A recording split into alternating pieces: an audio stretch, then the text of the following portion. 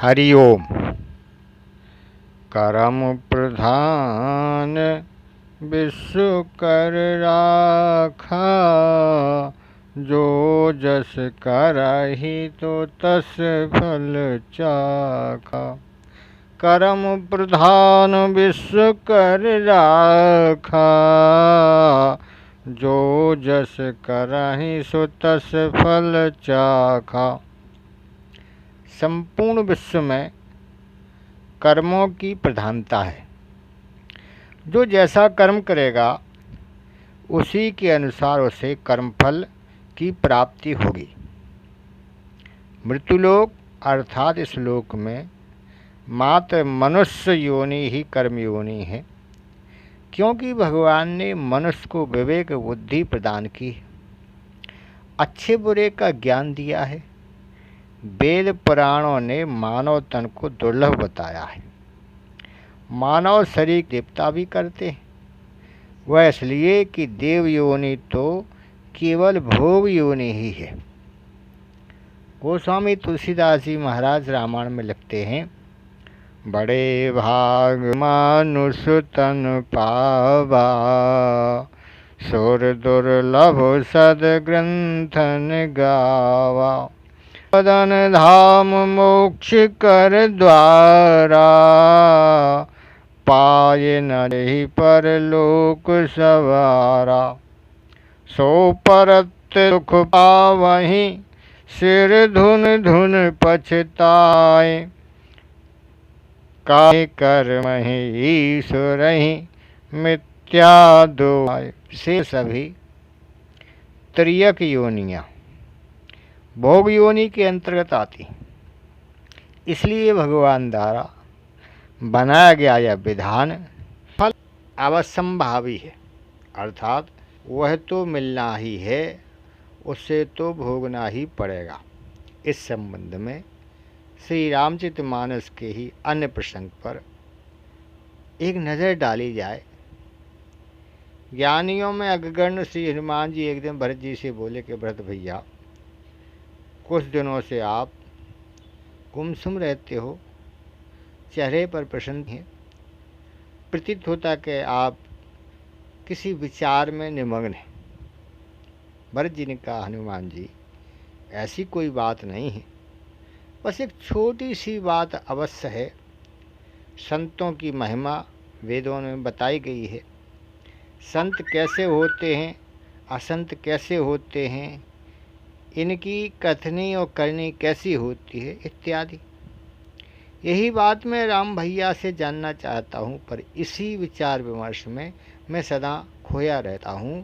सो है हनुमान जी, अब आप ही बताइए कि मैं क्या करूँ। हनुमान जी बोले कि भरत भैया, इसमें क्या करना है, आप तो ये बात बहुत ही अच्छी बात पूछना चाहते हैं, फिर पूछ क्यों नहीं लेते। भरत जी ने कहा कि हे पवन पुत्र, राम भैया से पूछने के लिए मैं हिम्मत नहीं जुटा पा रहा हूँ। वे हम सभी से बड़े हैं, बड़े भैया हैं, हिम्मत नहीं होती है। श्री हनुमान जी ने मन ही मन भरत जी को प्रणाम किया।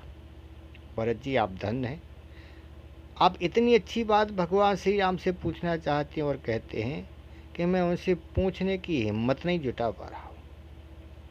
सो हे भरत भैया, आप तो मर्यादा की पराकाष्ठा है। पर भरत जी से बोले, भरत भैया आप श्री राम प्रभु से पूछें अथवा ना पूछें, परंतु मैं तो अब पूछ कर ही रहूँगा। भगवान श्री राम का दरबार लग चुका है।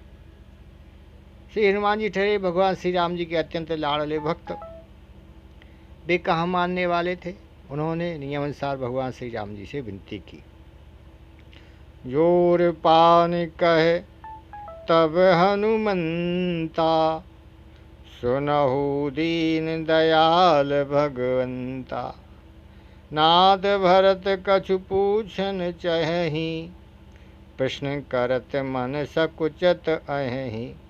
जैसे ही हनुमान जी की विनती स्वीकार हुई, तैसे ही भरत भैया ने भगवान श्री राम जी से विनती की और बोले, करहो कृपा निधि एक ढिठाई, और मैं सेवक तुम जन सुखदाई। संतन की महिमा रघुराई, और बहुविधि वेद पुराणन गाई। श्रीमुख तुम पुण्य कीन बढ़ाई, तिन पर प्रभहि प्रीत अधिकाई। सुना चाहूँ प्रभु तिन कर लक्षण, कृपा सिंधु गुण विचक्षण। संत असंत भेद बिल गाई, प्रणत पाल मोहि कहु बुझाई। भरत जी के अत्यंत विनयपूर्ण वचनों को सुनकर भगवान श्री राम बोले कि हे भरत, संतन के लक्षण सुन भ्राता, अगणित श्रुति पुराण विख्याता। संत संतन के यश करनी, जिम कुठार चंदन आचरनी। काटय परस मलय सुन भाई, निज गुण देह सुगंध बसाई। ताते सुर शीसन चढ़त, जगवल्लभ श्रीखंड। अनल दाह पीठत गनहि, परशु बदन यह दंड। प्रभु श्री राम ने भरत जी से स्पष्ट शब्दों में कहा कि हे भरत, अनेकों वेद पुराणों में संतों की जो महिमा बताई गई है वही मैं तुम्हें बता रहा हूँ। ध्यान दे करके सुनिए। संत और असंत के कर्म ठीक ऐसे होते हैं जैसे चंदन और कुल्हाड़ी के होते हैं।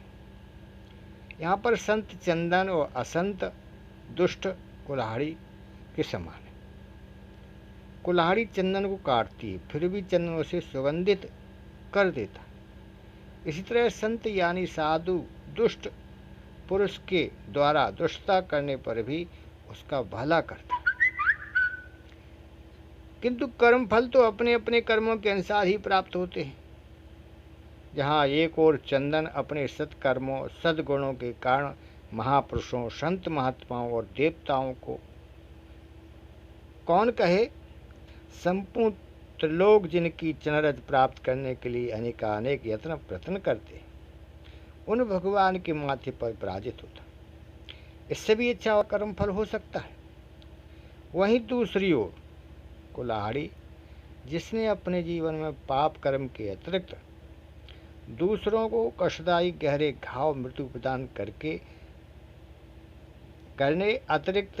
करने के सिवाय अतिरिक्त कुछ नहीं किया है, अपने दुष्कर्मों दुर्गुणों के कारण अकल्पनीय भयावह दुख को प्राप्त होती है। जिस मुख से उसने दूसरों को मृत्यु के मुख में डाला, उस मुख को अग्नि में डालकर लाल किया जाता है। वो तब भी उसकी सजा पूरी नहीं होती है, पर उसे न्याय पर रख करके उसके मुख पर घनों से पिटाई की जाती है। अब यहाँ पर एक बात दृष्टि डालना चाहिए, विचार करना चाहिए। जिसमें जीवन होता है वह चेतन कहलाता है, और जिसमें जीवन नहीं होता है वह जड़ कहलाता है। जब जड़ को जड़ के कर्मों का फल प्राप्त होता है, कुल्हाड़ी जड़ है, उसमें जीवन नहीं होता है, तो हम तो चेतन हैं। कर्म फल की व्यवस्था से हम कैसे बच सकते हैं? इसलिए मानव जीवन को प्राप्त करके हमें शास्त्र के अनुसार कर्मों का अनुसरण करना चाहिए। श्री भगवान के नामों का संकीर्तन भजन करना चाहिए, उनके बताए हुए मार्ग पर चलना चाहिए, भगवान की शरण में रहना चाहिए, निरंतर सत्कर्मों को ही करना चाहिए, ताकि दुष्कर्मों के फलरूप दुर्भाग्य से हम बच सकें और मानव देह की श्रेष्ठता को सिद्ध कर सकें, हम अपने जीवन को सार्थक बना सकें। यही हमें शिक्षा लेना है, अपने जीवन में चिंतन मनन करना है, इसको भगवान के बताए हुए रास्ते पर मर्यादा पर चलना है। हरि ओम।